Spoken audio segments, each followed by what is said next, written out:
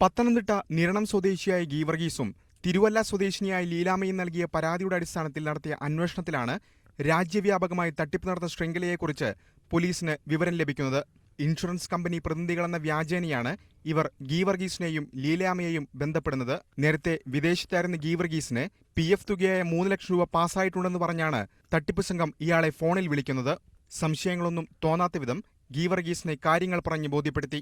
നികുതിയായി 29,990 രൂപ ആദ്യമടയ്ക്കണമെന്നാവശ്യപ്പെട്ട് account number നൽകി. പൈസ നൽകിയ ശേഷം പിന്നീട് ഇവരെക്കുറിച്ച് വിവരമൊന്നുമില്ല. പെൻഷൻ പാസ്സായെന്ന് പറഞ്ഞ് ബോധ്യപ്പെടുത്തി ലീലാമ്മയിൽ നിന്ന് സംഘം കൈക്കലാക്കിയത് 30,000 രൂപ. പരാതിയുടെ അടിസ്ഥാനത്തിൽ കേസെടുത്ത് അന്വേഷണം ആരംഭിച്ച പോലീസ് സംഘത്തിലെ കണ്ണിയായ സന്ദീപ് കൗറിനെ കഴിഞ്ഞ ദിവസം ഡൽഹിയിൽ നിന്ന് അറസ്റ്റ് ചെയ്തിരുന്നു. അറസ്റ്റ് ചെയ്ത് നാട്ടിൽ കൊണ്ടുപോകാൻ വനിതാ പോലീസ് ഇല്ലാത്തതിനാൽ ഇവരെ ഡൽഹിയിലെ ജയിലിലടച്ചു. ഇതിനിടെ 1.5 വയസ്സുള്ള കുഞ്ഞുണ്ടെന്ന് കാണിച്ച് ഇവർ കോടതിയെ സമീപിക്കുകയും ജാമ്യം നേടുകയുമായിരുന്നു. കുടുംബാംഗങ്ങളുടെ ജാമ്യത്തിന്റെ അടിസ്ഥാനത്തിൽ സന്ദീപ് കൗറിനെ കോടതി വിട്ടയച്ചു. ഈ മാസം 10-ാം തീയതി ഇവർ നേരിട്ട് കോടതിയിൽ ഹാജരാകണമെന്നാണ് നിർദ്ദേശം. സന്ദീപ് കൗറിന്റെ ഭർത്താവിനെയും സുഹൃത്തുക്കളെയും പോലീസ് തിരയുകയാണ്. വൈക്കം, കോഴിക്കോട് സ്വദേശികളും സമാനമായ രീതിയിൽ തട്ടിപ്പിന് ഇരയായിട്ടുണ്ട്. കേരളത്തിലേതുപോലെ രാജ്യത്തെ പല നഗരങ്ങളിലും സമാന അനുഭവസ്ഥരുണ്ട്. അങ്ങനെയെങ്കിൽ തട്ടിപ്പിന്റെ വ്യാപ്തി വർദ്ധിക്കാനാണ് സാധ്യത.